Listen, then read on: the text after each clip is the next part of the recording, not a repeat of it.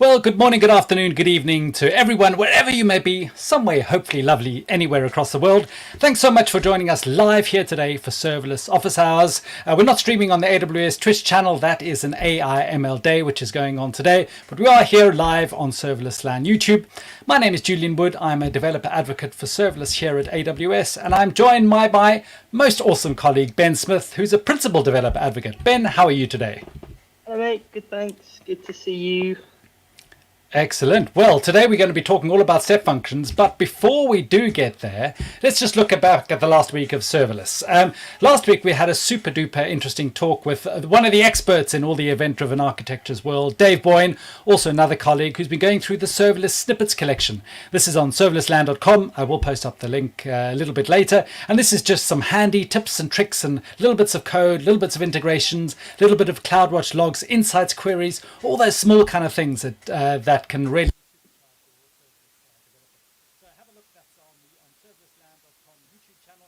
You can have a look at that one and all previous serverless live streams. What's new in AWS Serverless? Yeah, a couple of things that have been coming out over the past week. Step functions, I'll drop down to that one first. New execution observability feature for express workflows. Funny enough, I think Ben's going to be talking about that today.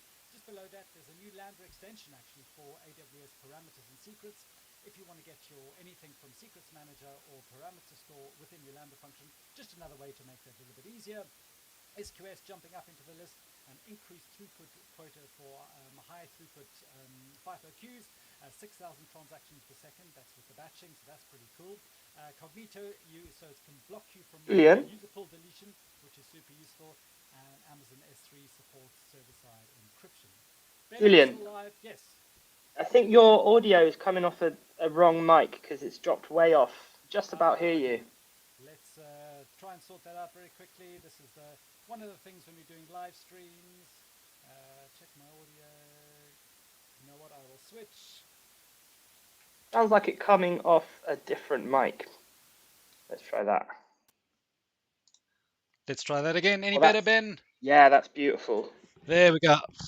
Who knows what's That's going on? The gremlins David in the Attenborough voice. gremlins in the things. Thank you, Ben. Yeah, don't know what happened. It proves we are live. So yeah, please send us your questions and comments as well while we are here. So yeah, I'm just going through what's sort of new in AWS Serverless. I'm not quite sure what you caught up, but you can see it on the screen and you can read all the what's new posts all about that as well. In terms of serverless blogs, well, actually not much that's new, but that's sort of for a really good reason, because coming up at the end of November and beginning of December is AWS reInvent, our big grand conference, which is being held in Las Vegas. So it would be amazing to connect with all of you there if you are able to attend. There are still seats available. I suppose it's not all seats. I'm thinking of concerts, but there are still tickets available at reinvent.awsevents.com. But if you're not being able to make it, please don't feel you are going to be left out. A lot of the breakout sessions are going to be recorded and available, and there will be a huge amount of content coming out of reInvent, hopefully to give you as builders and as developers and software architects and anyone doing anything on AWS really the best practices for how you can supercharge your usage of AWS. But we are now here talking about step functions and what's new. So Ben, just before we go on the sort of what's new at step functions, what are you using step functions for at the moment, and why should people be even considering step functions? And I know you've got a sort of cool way that you think of step functions first. Can you take us through what that means? Yeah, so I like to think of using step functions first, and even I'd go so far as to say step functions always in any microservice or serverless app, unless you've got a really good reason not to. And that's actually one of the basis of one of my breakouts at reInvent is to talk about why I say that. But essentially, it's because it just adds so much value to pretty much any type of application that you need to build. Even a workflow that just has one state can add value in terms of being able to visualize executions, configuring retries, catching failures, sending it to dead letter queues and stuff like that. So step functions first, step functions always.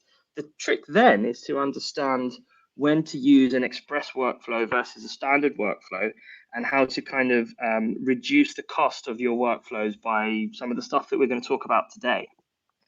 So, I mean, people when I talk to people, they always think serverless Lambda. That's where they're going to go in. I need to Mm. build an app. I'm going to go straight in to build my Lambda function, and that's going to be the be all and end all.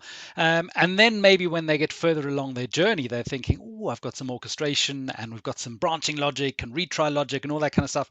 Maybe then I should start to look at step functions.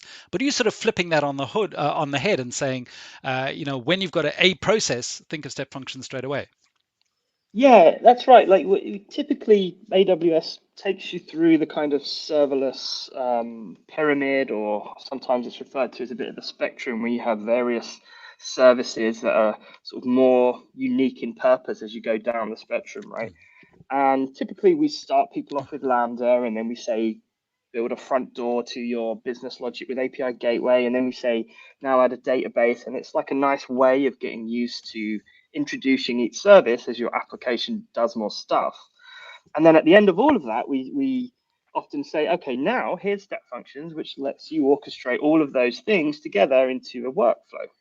And then we would talk about state machines and how you can use step functions to do orchestration with state machines. But I think if you just flip that around and say, right, I need to build something, create a new workflow, and then start dragging in the various services that you're going to use, right? Because when we're building with serverless, it's all about using the services. And step functions is kind of special in that it allows you to sort of integrates natively with, I think it's something like 220 services now. So you can use SDK actions of over 9,000 actions using those SDK calls from step functions. So if you start with your step functions workflow and drag in each action that you need to build out your application, you can visually understand exactly what your application's doing. You can reason it much more easily than looking at code, I think. And then each time you run a request through your workflow, you can actually examine exactly the path that your request took as it goes through the execution, right? Which I think is probably the biggest challenge that we have in serverless is understanding conceptually what our application looks like and the path that each request takes through our application. I like that framing of it because I think with a lot of people going to serverless and using Lambda as my initial example, there's a lot of Mm, code in there and a lot of code you can remove in various different ways. It's not just removing the orchestration code in terms of branching logic and if-then statements and error handling. But yeah, I mean, I think the SDK integrations, when that came out, I mean, we work for AWS. I'm not flawed often with some sort of that is obvious, that is incredible releases. But that was just because it was just natively anything you can call with an SDK. And I know you and I have both written, certain applications where it just makes such sense. You're going to pull mm, something from Dynamo, you're going to write something to somewhere else, you're going to, pull some config, even from EC2. If you want to, you want to manage your EC2 instances with your Lambda functions, you can actually do that in step functions and just, grab values out of your out of anything that the SDK does, which is super powerful. And then secondly, to have that visualization. A lot of people thinking serverless apps or one big Lambda function, oh, that's a lot of stuff in my code. Bring that all out, have a visualization, I think is super powerful. That's what yeah. I like. And also, I suppose, then taking to the next step, people talk about observability and understanding the app, what the failure modes and what goes wrong. Well, when you've got a visual workflow, I mean, it's as kiddie friendly in a way. I don't mean this disrespectfully, but it goes through, and when things are working, it's green. When things are erroring, it's red. And Mm, yeah, you can just visually look through exactly the execution of your step functions and see exactly what's happening. It would be, imagine having that even in your log files, that yeah. error states were in red and other things were in green, just native in your log files, and this is all visual. And that observability is built into the service, right? It's part of it, which is why it's so easy to use. You don't have to flick through to CloudWatch logs or anything like that to do. You go a long way just by drilling into the different executions, right? And actually, that leads us quite nicely into one of the new releases that we've just done, which is we've updated the the workflow execution page for Express workflows, right? We'll talk a little bit, I hope, in a minute about the difference between a standard and an Express workflow. And one of the big differences that we've had with that over the last couple of years since Express workflows were introduced is that if you use an Express workflow, you don't have the same kind of visual experience to look at what happened when that workflow ran. You can't drill down and inspect it in the same way until about a week ago when they kind of found a way to bring in those CloudWatch logs that it was producing and visualize that in the same way that you can visualize a standard workflow. There's some tiny differences in terms of the retention of those executions, but the interaction is almost identical, right? So that's a huge step forward for Express workflows. So I think maybe that's a good time to talk about the difference, right? Yeah, sure. Yes, I know you had some stuff you wanted to share on your screen. Can I bring that up yet? Yeah. There's a nice slide here that I think kind of Ah, there sums it we up go. nicely. So, um, prior to 2019, I think it was, the only type of step functions workflow that you could create was this standard workflow. And this is already something really powerful. So I think the main uh, thing that's incredible about it is it can run for up to 1 year. So you can have these workflows that can sit there waiting for interactions, if you like, using this callback pattern, and it can run for up to a year. So typically with serverless applications, you want to reduce the running time because you pay per use, right? But with standard workflows, you don't pay for that waiting time. You pay for the transition of each step, right? So as long as nothing's transitioning, there's no payment there, right? Excluding downstream services. So you have this ability to wait for or run a workload that can last for up to a year. They're asynchronous because they last so long, right? So you kick off the standard workflow, you have to send another request to retrieve the result of that workflow. And they have an exactly once execution model. So if you start off a workflow, it's not going to duplicate that execution with the same input. So it's safe in that respect. Then, in reInvent of, I think it was 2019, we introduced this whole new type of workflow called an express workflow. This is a much higher throughput, so it transitions through the steps, the states a lot quicker. It's a lot more cost effective, and I want to go into a bit more detail about that in a minute, but essentially it costs less to run your code as an express workflow. You get an at least once execution model. So that means you have to make sure that the steps in your express workflow are idempotent so that if you run an execution of an express workflow and it fires, potentially could fire the execution more than once with the same input, but it shouldn't matter because your steps are idempotent, right? You get the same result each time.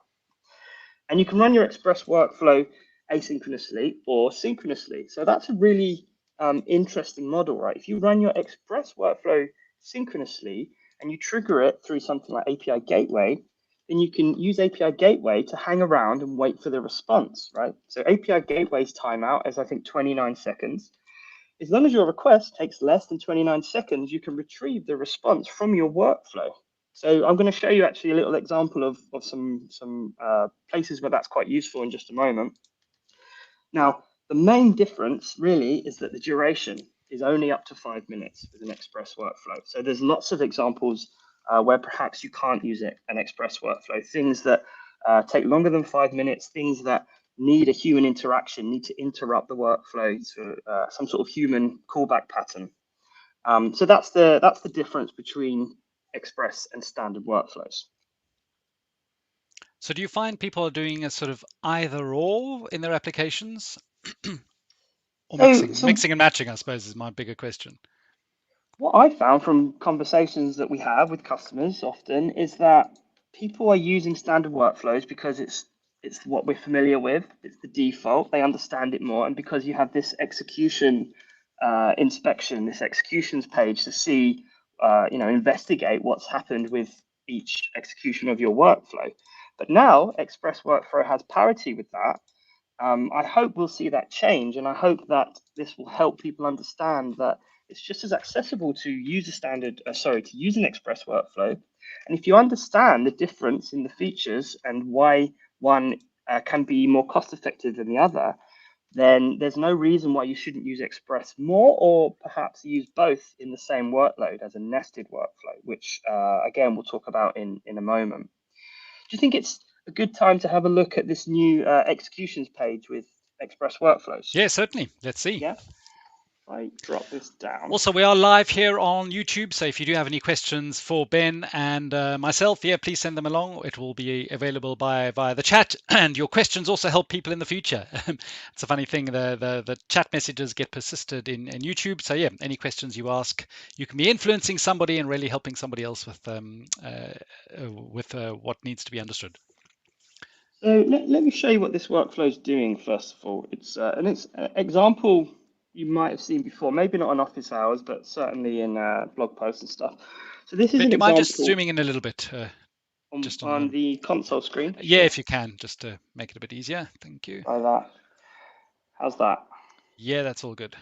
Maybe I can center that. You still see okay? Yeah, I'll that's talk you good. through it anyway. You don't It's need always with to. step functions is because it's got a really cool visual console. Yeah, But when you're sharing the screen, it looks so huge. But on the got the three panels, hasn't it? yep. So this workflow is designed to do this, right? Let's say I have a feedback form and I want to write a review about a product, right? So I put in my name, my email address, and I say this was a terrible product. Give it a nice, easy one. And I submit this feedback form. What it will do is it will run this workflow. The first thing it does is it parses that message that I put into it, and it uses something called Amazon Comprehend to use machine learning to detect if that was a positive or negative message that I just sent. So it's picked up that it's a negative message, right? And it's given me back to say, oh, sorry to hear that you had a negative experience. Meanwhile, it's actually sent an email using SES, simple email service, to me as an administrator to say, hey, this customer's had a bad experience. You might want to reach out to them. And to the customer, it's generated a unique ID, and this ID and this message has been saved in a DynamoDB table. So it's a nice little synchronous express workflow triggered via this form through API gateway, runs the workflow, and then calls back to the front end and gives me my unique ID, right? So there's a lot of things going on there. But there's some things to know, right? I ran this as an express workflow, or I built this as an express workflow because it's synchronous. I can use API Gateway to hang around and wait for that response to come back, right? I don't have to do any kind of polling to see what happened to the workflow execution. Let me show you some other things about why that's an express workflow. So, can you see my screen okay? Yeah? Yep, that's good. Yeah. So this is this new execution history page that we were talking about, right? I can see exactly what happened in that execution just now by drilling into the execution history. Where are we going here? I can tap through each individual step and I can see the input and output for each step. I can see the definition of that step, and I can look at what's called the different events that every single step goes through. So these are kind of hidden before we built this page, or it's in the docs, but every single step will go through the task entered, the task scheduled, the task succeeded, and so on. And what you can actually do is you can look at the state of the data as it's transformed through those various steps, which is great for debugging and trying to kind of figure out what your workflow did and why, and maybe also great for improving it as well, making it faster or cheaper. So prior to this release a couple of days ago, I couldn't drill down in this way. I'd have to go to my CloudWatch logs and I'd have to kind of, filter and look through that. What I'm also able to do now, of course, is I can see the path that my workload took. So I can see that it detected that it was bad sentiment, that it sent an email to me. Again, prior to the release, I couldn't really check this for an express workflow. I can also down here filter by these various events and again drill down into what the workload looked as it passed through. I can use this table view. Hang on, I'm going to have to expand that. And this gives me some information about the duration of each individual step. So I can see how long each step's taken. I can see how that reflects on the overall timeline of my workflow. So it's just allowing me to filter, search, and giving me more information about how I can interact with my workflow and optimize it essentially, right? So is this inferring, because previously everything is sent to CloudWatch logs, is this then literally inferring all of this info from the logs? Yeah, that info is still in CloudWatch logs, and that's still where it's grabbed from. It's kind of the page is rendered in a different way to your standard workflow. And so all the retention limits that are set on Express Workflow, they're still there. It's just being rendered. The engineers have built a way to display that using the executions page rather than making you go through CloudWatch logs. So they've kind of done the hard work for us to use this same pane of glass so we can investigate our workflows. Okay, maybe just to make it clearer, Emma Diga, thank you for joining us via YouTube. Traceflow step functions on standard workflow is easy, but when trying to debug it on Express workflow, you have to enable logs and try to read over all the logs while standard has interface to trace the workflow. Emma Diga, this is exactly what we are showing. This is an Express workflow. So this is actually the new functionality, and your additional comment was, I think AWS should solve that. Maybe we just did it immediately. But yeah, Imadiga, just to make the point clear, we are actually looking at an Express workflow. So yeah, this is really this is exactly what you're Yes. asking for. Yes, that's exactly what's been solved essentially. And like I say, I think this was a big barrier to entry for Express workflows. Even myself, I would be building a workflow. I'd build it using a standard workflow. I'd test it so I could debug it, with the standard workflow execution page, and then I'd go and move it over to be an Express workflow. That's kind of painful. Don't need to do that anymore. You can get started straight away using Express. It's a huge win, even though it's kind of went out understated. I mean, there wasn't a big fuss about this, but I think it's a real big deal, actually. Yeah, agreed. Yeah. Someone says, can you bring up the latest comment there? Yeah. You need to enable that. I can't find actually where you enable it. I guess because I've already done so. Uh, You need to enable step functions to read the logs for you. I think it's just a slider icon that you have to Yeah, turn on. But I guess because I've done that already, it's all already done. if you edit the state machine, maybe we can just spot the because we're in the execution. But yeah, Diego Santiago, yep, you've got to hit the nail right on the head. Yeah, you do need to read the logs. I think it's pretty impressive to know that all the information was in the logs before, and the kind of visualizations the step functions team can get from the existing log information. As far as I know, we're not omitting anything more to the logs. We're just being able to visualize what's there. Yeah. Okay. What else did we want to show? Let's Well, talk a you little you did bit. mention about moving between Express and standard workflows, and you did say often you would start with standard workflows and then migrate to an Express one because Yeah. you knew you want to do with the visual kind of thing. Is it easy to switch back and forth between standard and Express workflows? It's easy enough. So there's a couple ways you can do it. You can export the definition here and then save it as a new, create a new workflow and sort of import that JSON. But probably, hopefully, you're using infrastructure as code. Maybe I use SAM, for example.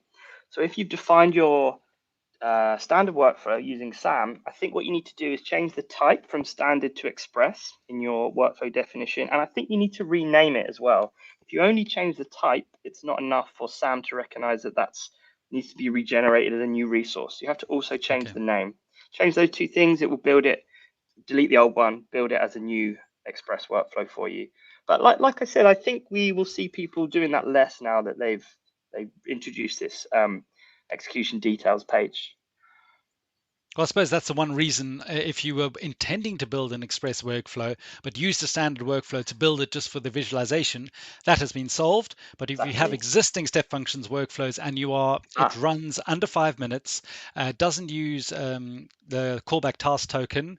Was there a third one? yeah, it's the sync pattern as Oh, the well, I sync pattern. think. Yeah. Yeah. So task token and sync pattern, yeah, then may as well go ahead and migrate them to, Or to Express workflows. or if you need exactly once execution Yeah. or greater retention of your execution history as well, I think is a sort of another minor difference. Okay. No, thanks for Yeah. calling those out. Okay, so that's before I show you some more stuff on that, let's come back to this and go through some other information. So we've covered that. New intrinsic functions. Intrinsic functions. So we've talked a bit about how step functions enables you to kind of reduce the use of lambda, right? Now, one way they've been able to do this, one way the service can do this is by using something called intrinsic functions. And these are native functions to step functions ASL. Amazon States language, that allow you to do simple calculations and simple transformations on your data where previously you might have ran like a small Lambda function piece of script. Okay, so what that means is you don't need to invoke a Lambda function. You don't need to go through cold starts. You don't need to go through the cost of invoking a Lambda function. Um, and you are able to kind of natively build that into your workflows. Okay. Now, recently we launched 14 new intrinsic functions, right? Intrinsic functions have been around for a while, but customers were asking for new ones that did things that they were still having to use Lambda for, okay? So now you have intrinsic functions for dealing with arrays, for manipulating JSON objects, for encoding and decoding data, simple math operations, doing all sorts of different things with strings, like conflating strings, finding out if there's a substring within a string, and my personal favorite, so useful, is this unique identifier generation. So you can build a unique ID without now having to run 8 lines of Lambda, which was, it seemed like a waste of a Lambda function before. So I think that's a really great addition. I'll show you actually like an example of that, right? So here we have this workflow here. Let's go have a look at it again.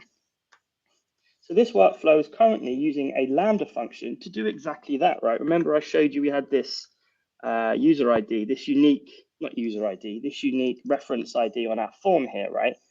That's coming from a Lambda function that's being spun up. So ideally, we should be able to remove that Lambda function and just use this new intrinsic, right? So let's try. I'm gonna go for it.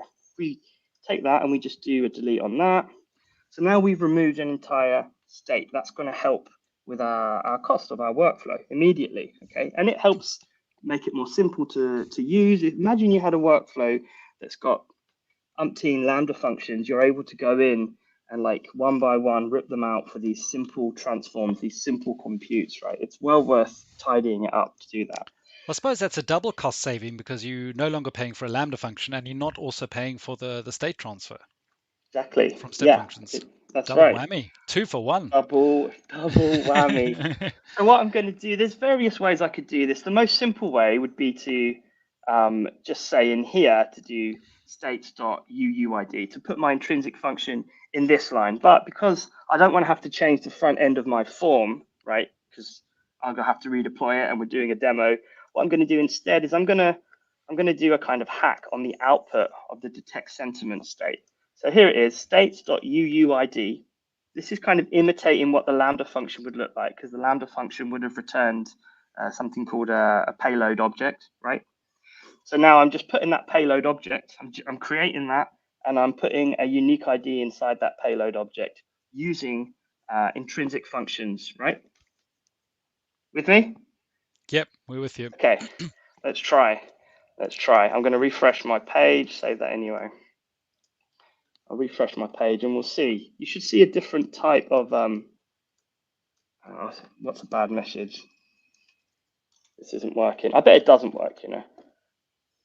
There you go, look. So now you can see my unique ID. It's longer because it's using the native intrinsic for generating a unique ID, which is a much longer digit.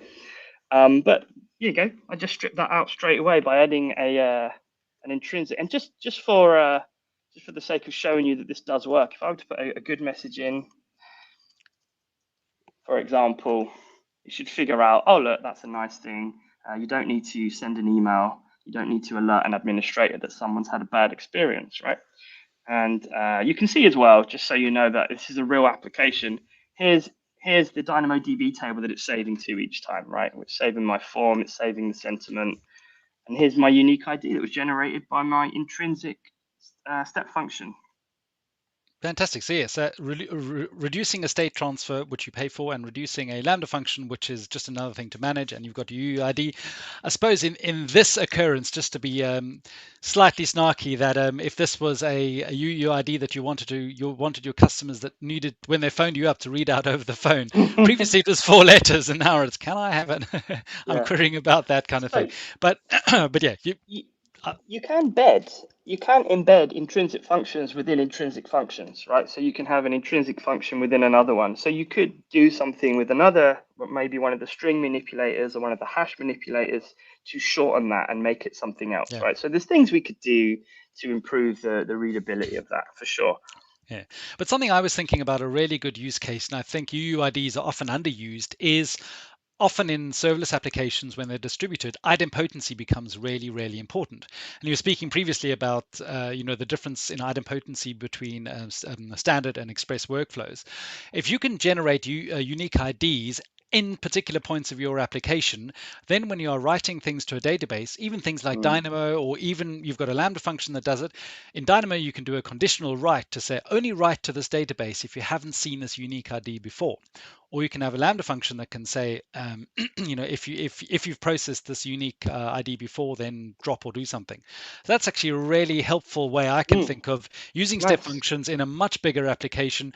Generate unique IDs per transaction, potentially in some way, and then you can use those unique IDs to make sure that you haven't got things that are written multiple times or overwritten. I like that. That's a nice pattern. I wonder if I can add that to my reInvent talk. Oh, there we go. There we Good go. one. Yeah, see all these little nuggets that we hear people using interesting ways, like already to use these different intrinsic functions. It's really interesting. Yeah, no, I can see that. Yeah, just Grant Lammy, thanks for our YouTube. You want to believe that the Lambda team is standing outside the Step Functions team office, really mad, since all these little Lambda functions are being thrown away. That's actually quite funny. We have chats with the Lambda team as well, and they are really sort of actually customer focused because they love Lambda to be used for as many big, great, and wonderful use cases as possible. But they also recognize that, there's an administrative and operational overhead to running Lambda functions. So yeah, they love this. They think it's amazing to be able to build step functions. They know that Lambda is used enormously. There are trillions of invocations happening every month. So Mm. I don't think the Lambda team is mad in any way. In fact, I think they're cheering on the step functions team to be able to to be able to have serverless applications that are even simpler. It's a good point though, and where the difference is that you'll be using intrinsic functions for, I would say, more for kind of simple transformations of data.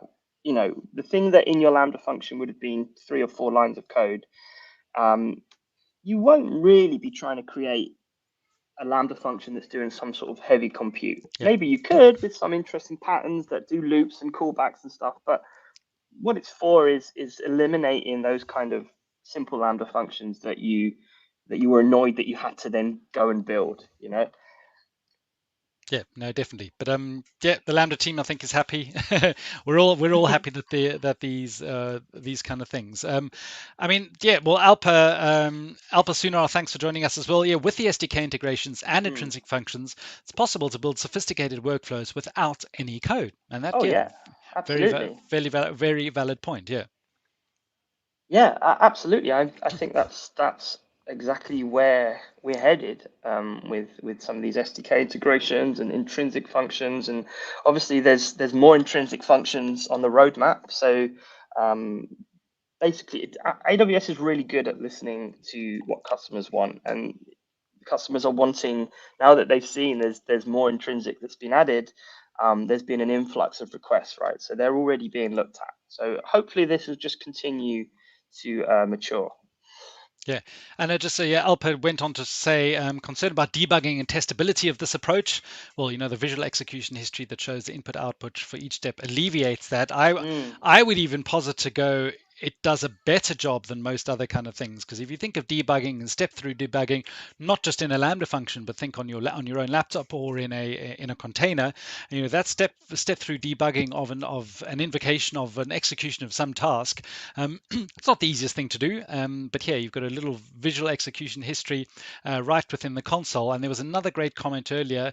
Let me jump through, see if I can find it. Oh, Alpert it was you again who was talking about earlier. This view can always act as up-to-date documentation, and I think that's a really interesting point. On one of the things I like about step functions is you can do a workflow design with one of your business partners, and instead of showing them a whole bunch of JSON and go, did I do it correctly? You can literally hand them a visual representation of that, and it's something you can draw on and iterate on, which makes it much simpler. beautiful. Yeah, Um, absolutely. Yeah, and there was also Louis Silva. Is there a way to work with step functions in SAM CLI? I wonder if Louis means invoking or running the SAM CLI from Step Functions workflow. Perhaps that's what he means. Possible, yeah. Yeah, Louise, let us know. Or are we just talking Hmm. about using step functions local with Sam? Yeah, let's get a bit more info on that. I Mm, don't know. I don't think there's an SDK action for running SAM CLI in Step Functions. I guess you would still, if that's what he's mm, asking to do here, you would still need to invoke a Lambda function that has SAM CLI installed, mm. and then it gets a little bit circular and a bit weird. Um, Maybe But I that's mean, not what he's mm. looking to do, though. Yeah, but I mean, definitely, obviously, SAM CLI can deploy any. So if you're talking about the build and deploy and Hmm. SAM Accelerate, that does Right. work with step functions. So that's going Sure. to, deploy your stuff into the cloud. SAM Accelerate works with step functions. So as soon as you save that ASL file, your step functions workflow Yeah. is going to be updated in the cloud. So that is super Right. powerful. But if you are talking about testing locally, there is step functions local, which allows you to do that. I haven't. There we go. Louis Ah, there we Silva, go. not step functions local, but with SAM Accelerate. There we go. So yeah, Oh, SAM perfect. Accelerate does work with step functions. It works with Lambda functions, step functions, workflows, and API gateway definitions. Do you want to explain a bit about SAM Accelerate? Because that sounds exactly what Lou's after there. Yeah, certainly. Well, Louise, it sounds as though you know about SAM Accelerate, which is great as well. One of the things when testing serverless applications is there's this tussle that developers are used to writing everything in their IDE, and they want to build their entire app within their IDE. And that's sort of the way things have been done. And that was super useful. But when you start building cloud applications, you've got this thing where you have things locally and you have things in your account. And someone wise, i.e., Ben Smith, in fact, told me this morning he's got a really good line of saying you should actually treat your developer account in AWS like your local machine. And Mm, Ben also goes on to say, what is actually more important? Is it the fact that you want to test locally or you want to actually test quickly? And mm, generally, it's actually you want to do testing quickly. And that's why previously you've always defaulted to doing testing locally. So SAM Accelerate is part of the SAM service, the SAM CLI, and it just allows you to basically sync up whatever's in your SAM template to the cloud, and then it's used for development purposes, not intended for production because it's for quick iteration. And then what happens is as soon as you save that Lambda function, it's going to rebuild it and bypass CloudFormation and use the Lambda Service API to upload the code really quick. Step functions, ASL definitions, same process. Amazon API gateway definitions, same process. right. So you literally save those files and up it goes. And then that means you can actually test directly in the cloud. So test your step functions workflow. It means IAM is going to work as you expect. Scaling is going to work as you expect. All the things of the cool things of testing in the cloud are going to work, but it's at the speed of local. Yeah, perfect. So in effect, you're pressing Control S to save your workflow definition, and within a second or two, you're able to run it in your developer account. It's about changing the mindset, isn't it, from Yeah. testing locally to testing in the cloud. Yeah, definitely. You want to embrace the cloud, really, and that's Mm, from a testing perspective, from a debugging perspective, from even thinking about building serverless applications. A lot of people are still thinking we need to do everything locally. I need to have control, mm, and yeah, it's a mindset shift, which is actually liberating. If you speak to many companies and many developers who really are doing well with serverless, that mindset shift has happened, and they are you know happy to let the serverless ecosystem take over a lot of these hassles from you. mm. Should we talk a little bit about the cost of Yeah, I workflows and was how you can optimize for that? certainly. So you were talking about that step function, standard workflows, and express workflows do have different costing mechanisms. So yeah, Yeah. let's dive a bit deeper into the costing. There are some questions we will get up to them. Some of them to do with some of the intrinsics, but yeah, keep your questions coming, and we'll certainly cover them. Okay. So actually, this is all in reference to a blog post that I wrote about a month ago on building cost-effective workflows, right? Yeah. Yeah, I have this. Go on. Did you want to say something? No. Okay. Sorry to I have, interrupt. I was just going to say I'll put the blog post link in. cool. Thank you. Yeah. So it's all based on this workflow here, which is a kind of example of an e-commerce workflow where you might have an order come in and then a kind of polling mechanism here to check that the order can be shipped. and then an SNS call to notify a user that the order's going out, and then another polling mechanism to make sure that the payment's gone through. For some reason, it didn't scroll down, but you get the point, right? It's a workflow to show in e-commerce a workload. And what I did is I created this workflow as a standard workflow and as an express workflow, and I ran it 1,000 times in each with slightly different inputs. And I created a CloudWatch dashboard to get an average of the results, right? And it's, first of all, the average duration is about what you expect. There's not a huge difference here.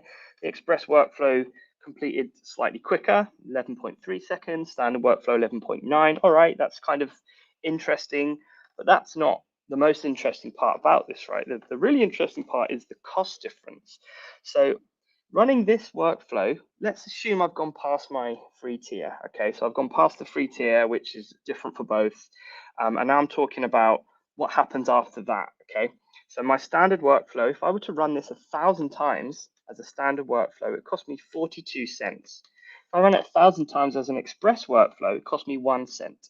And I want to try and drill into this a little bit and show how that's worked out. Okay, so standard workflow, to work out the cost, and this is all available on the AWS Step Functions billing explanation page on aws.com.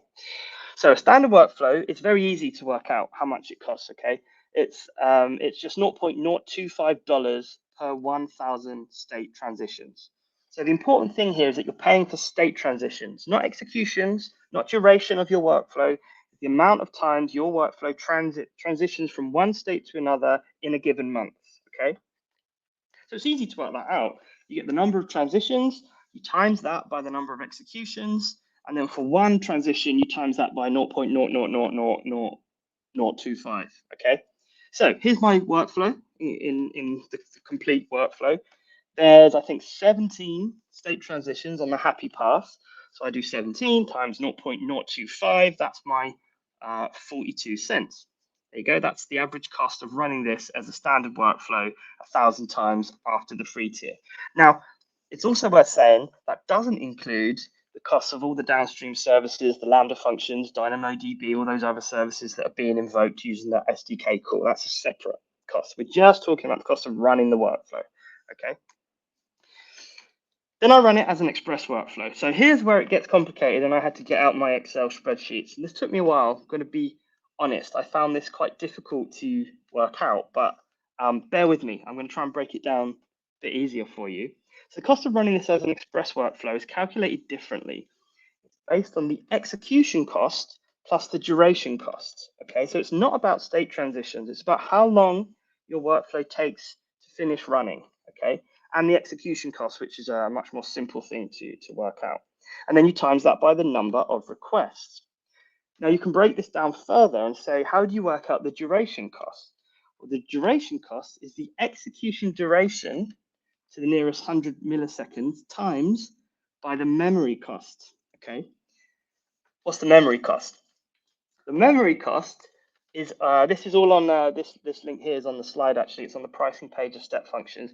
This is the amount of kind of RAM, is the sort of similar equivalent, that the Step Functions service needs to run your workflow, and it's based on the definition size of your workflow and the payload that's getting processed through it. And when you run your workflow, I think you'll see a summary of how much RAM it used, your Express workflow, for each execution, and you can use CloudWatch to get the average RAM billing size, right? Billing You don't configure this memory. beforehand. You don't say No, this is going to be no, 64 meg. It's just no. when your execution runs, it's dynamic. That's right. That's right. Yeah. So this table on the pricing page will tell you that if it's needed 64 meg of RAM to run your workflow, then this is the cost per 100 milliseconds for the first 1,000 gigabyte hours. Okay. So you take that number, which is the 0.00000001042, and I put that back into my equation. Okay. And I add that to the execution cost, which is a fraction of a dollar, and I put those together and times it by 1,000 because that's how many times I'm running my workflow, and I get 0.01. Okay, so that's how I come to prove that my workflow costs $0.01, right? Here's where it gets really interesting. Let's say I ran this 1,000,000 times and you extrapolate this after 1,000,000 executions.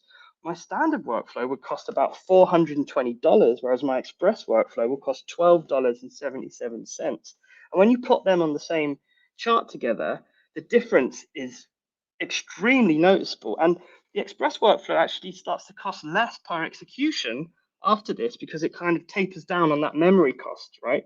So it gets more difficult to calculate, but it gets more appealing to use an express workflow for those those really high throughput processes that you need.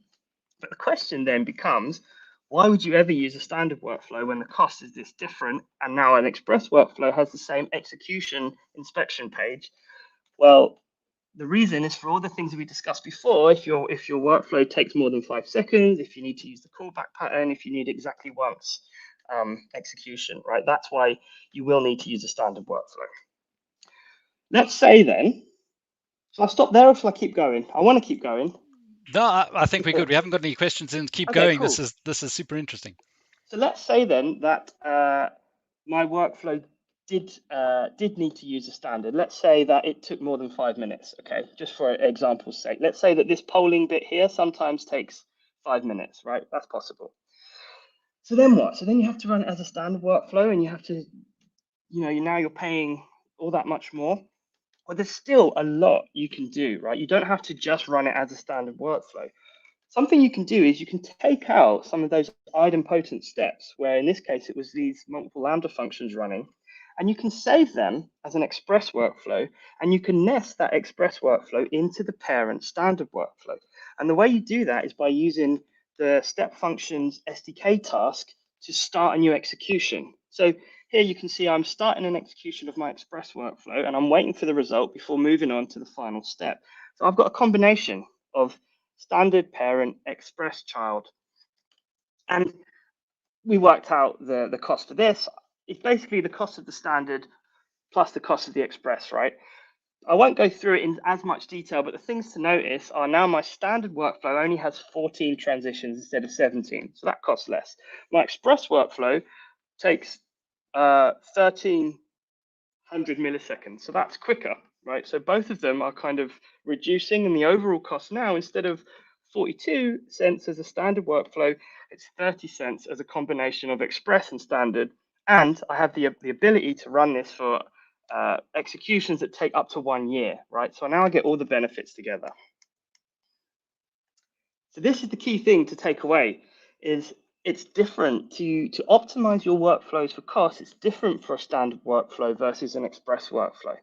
For a standard workflow, to reduce costs, you just need to reduce the number of transitions that your workflow is doing, which means reducing the number of states. And you can do that by using things like intrinsic functions and sort of cleverly used JSON path processing, okay, reducing the amount of states in your workflow. For Express, you need to make your workflows run faster, right? Reduce the duration and reduce the memory usage. And you do that by doing things like managing the payload size effectively, okay? Reducing the amount of data that's passing through each state, and by using native integrations rather than things like Lambda where possible to reduce the amount of time that your workflow is taking to execute. Oh, I guess that's the end of my little PowerPoint bit there. But yeah, that's a real quick rundown of some of the cost optimizations you can do, and there's many more which will be in my reInvent talk, which is recorded and will go out later on in the year, I hope. Can't hear you, Julian. You're still on mute. Thank There you. you go. You would have Yeah, thought I would have worked that out by now. I actually have a T-shirt which says "You're still on mute," which I sometimes wear, and then I've nice.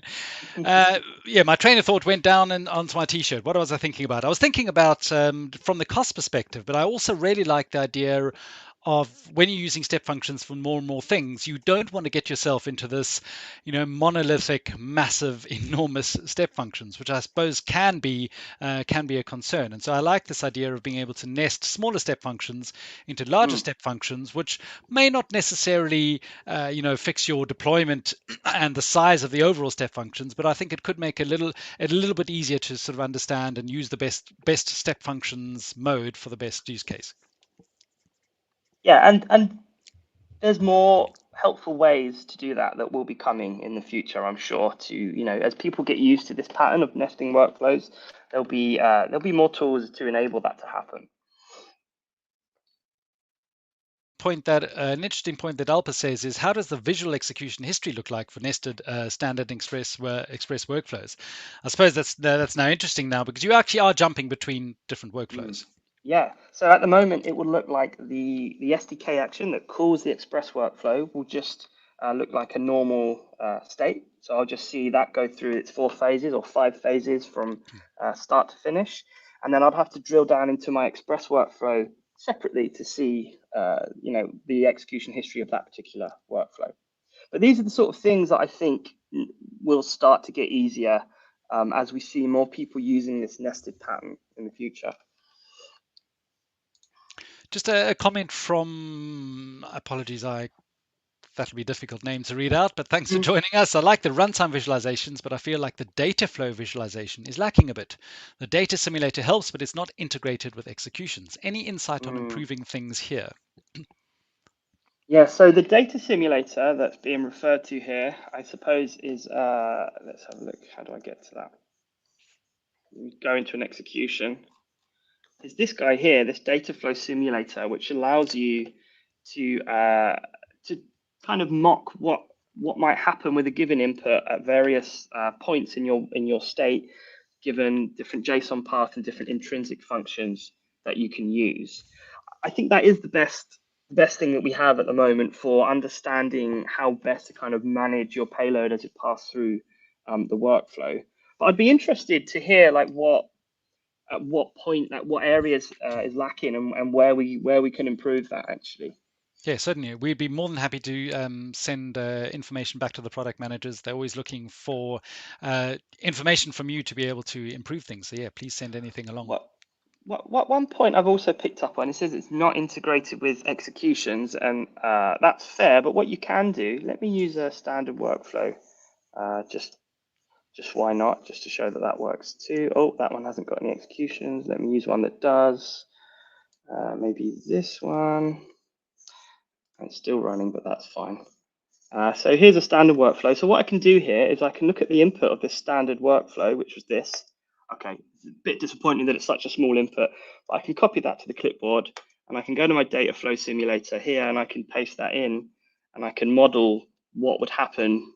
And I'll have to kind of paste in all the different points where I've manipulated that in my JSON definition, which I suppose is the point that the person was making there. But it's a bit manual. But before this was built, this path simulator, there was no easy way of figuring out what you need to set at different points in your state execution, right? So that, just to say that that copy to clipboard is about the best way you can do it at the moment, to switch over and paste it in. You're on mute again, Julian. One Mm. day. Just a Mm. funny mic. Any other sort of gotchas or things should people need to be aware of with step functions, or things they can sort of go wrong with, or things like that? Obviously, we're talking about loads of great things, but sort of just to counteract that, any sort of tips and tricks for things people should be aware of? I suppose the most common thing that people get stuck on is assigning the correct IAM permissions to their workflow so that it's enabled to invoke the different actions that you've put in your workflow. And when you start using step functions, that's one of the trickier things. But you just need to get into the habit of understanding how to assign the correct policy to your workflow so that it's able to invoke those actions. That's probably the biggest gotcha that we Okay. still see.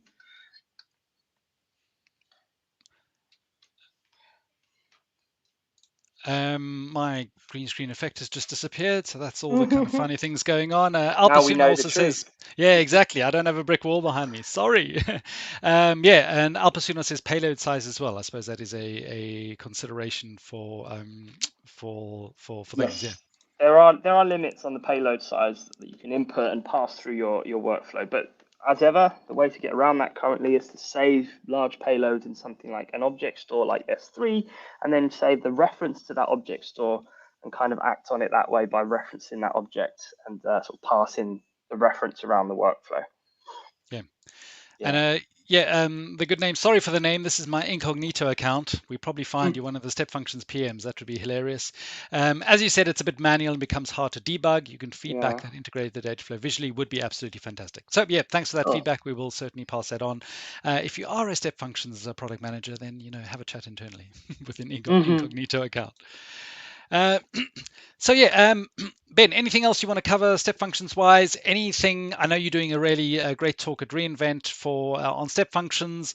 How should people bookmark that and remember to watch it? And any other sort of things you can invite people to just ahead of doing that? Well, I don't want to false advertise. I believe it's oversubscribed already, unfortunately, like a lot of talks have been at the moment. But it will be recorded, and so we'll tweet about that when it goes out for anyone that's Okay. Do you interested in step offhand do you know functions. what the session title is? The session number Yeah, is? give me 1 second. I can find that in about 20 seconds. It's not that one. It's this one, which is API. It's on the app integration track. Okay. That's API 309. There you go. 309. So that's going Yeah. to be level 300. So it's going to be nice and deep enough. Step Yes. functions at reInvent. I'm just going to stick that in the chat so you'll be able to search. And what you And can actually do is you can favorite these as well. So even if you're not at reInvent, well, if you are at reInvent and you're unable to attend, and also remember there's 20% reserved for walk-ups. So if you are there a little bit early, you may have a chance to see Ben in the flesh. But if have I done the wrong number, Ben? no, there's just one question there that I want to get before Okay. you sign off, No, which is certainly. do you know if you can use two intrinsic functions in one ASL line? Yes, absolutely. You can embed intrinsic functions within intrinsic functions. I don't know how many levels. I've done at least 3 levels of intrinsic functions deep. So you can do that. You're welcome to DM me on Twitter or my email address if you like, if you're having trouble with that. But yes, you can do it. Cool, excellent. Yeah, and at the end, I have got a slide which I'll bring up Ben and my contact details. So in fact, Ben's Twitter address is right on the screen, so you'll be able to send him a message, or I suppose also via LinkedIn is Yeah, another option. yeah. Um, so yeah, reInvent coming up. I was just saying that the 20% walk-up capacity. So if you are at reInvent, that's Oh, available. So it is, okay. and it is also a good, useful indicator. If you favorite things, it does let the reInvent crew know that things are changing and how many people are interested. I can't promise that that may change anything at the actual event, but maybe it will do. Um, and also, if you do, I think there is a way to favorite sessions, even if you're going to watch remotely. Potentially, I could be wrong with that. So if not, let me know.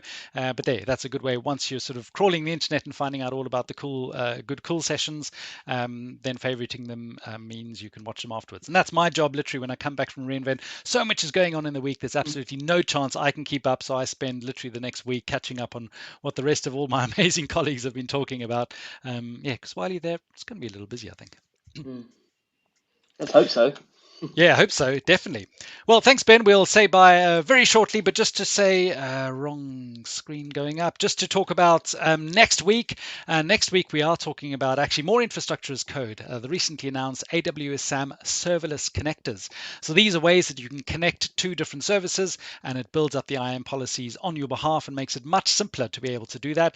And myself and product manager Cole Kaum and another Wood, we're not family, but maybe we should be. Alex Wood will be demoing it as well. So super looking forward to hearing all about that next week.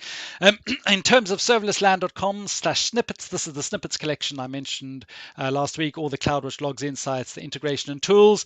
And then, Ben, I'll hand over to you. What is serverless workflows collection? What's that? Oh, yes. So the serverless workflows collection is similar to serverless patterns and serverless snippets in that it's got lots of nice examples of ways you can use workflows for either sort of simple, fundamental patterns all the way up to full applications to do things like that serverless sentiment form that I demonstrate here. So they're deployable with a single click directly into your AWS account.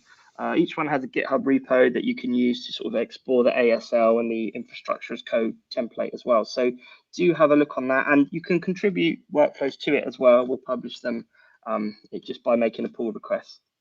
Yeah, please. We'd love to see your the cool ways using step functions. Add them for everyone else's benefit. And the last one is the general serverless LAN pattern. So this is now over 300 patterns, and this is more two or three services talking together.